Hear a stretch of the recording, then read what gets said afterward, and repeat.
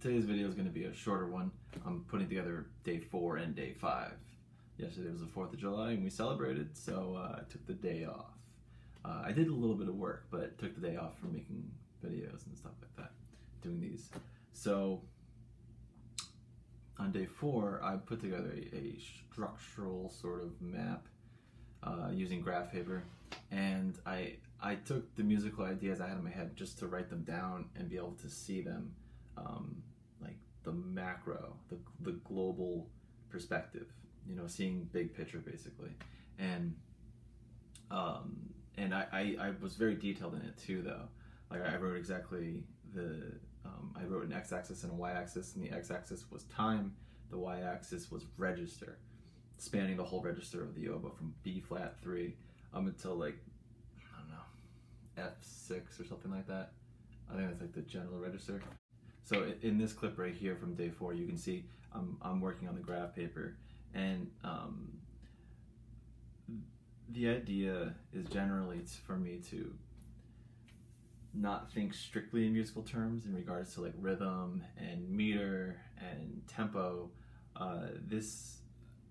Even when I sketch on just staff paper, I usually don't write a meter or tempo, but I will write rhythms. And obviously I'll have a certain pace. I'll have a pace that I want the rhythm to be played at, but I'm not thinking a specific tempo, like counting wise and stuff. I'm not strictly thinking metronomically, I should say, with this, meaning that I'm adhering to a beat nor adhering to the bar line. And this is something that I learned from one of my teachers, Marcos Balter. He noticed that I catered to the bar line a lot, so this was one way that he helped me figure out how to disconnect from that. So thank you, Marcos.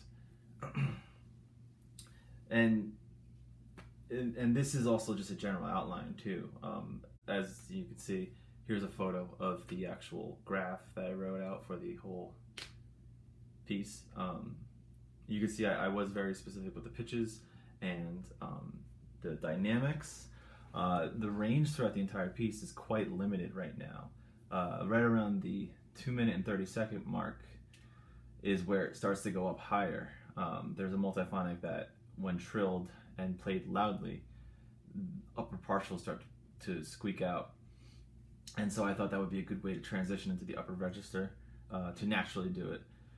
And for that brief moment, up until about 3 minutes and 45 seconds, just before the 4-minute marking, it's hanging out in the upper register.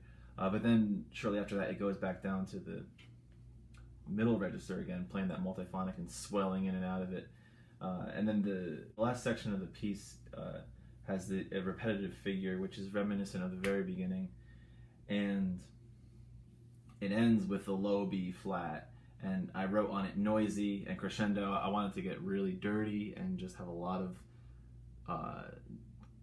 very rich, you know, like whether that's with a flutter tongue or just overblowing to the point where it's just squeaking and stuff. I want it to be raucous.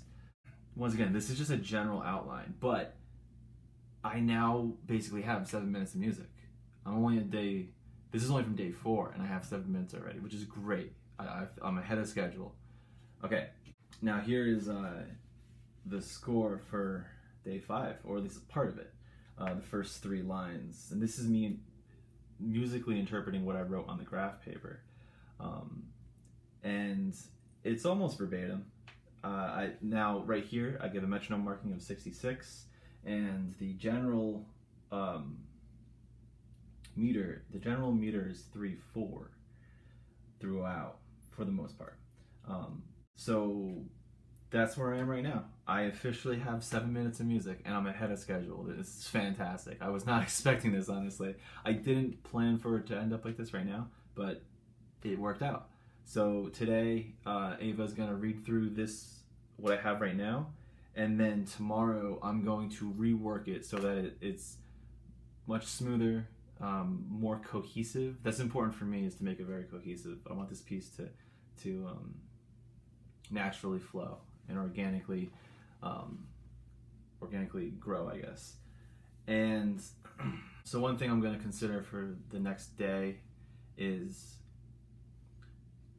moments where I could potentially maybe offset something by an octave, go up an octave or down an octave, or briefly introduce those extreme registers, even if it's just for a moment, like a quick descending line or ascending line, whatever, a leap, however it's done, that's circumstantial. But anyways, that's where I am right now. I'm feeling very excited, very ahead of schedule, and yeah, so on to day 6, and the challenge will be over in 2 days.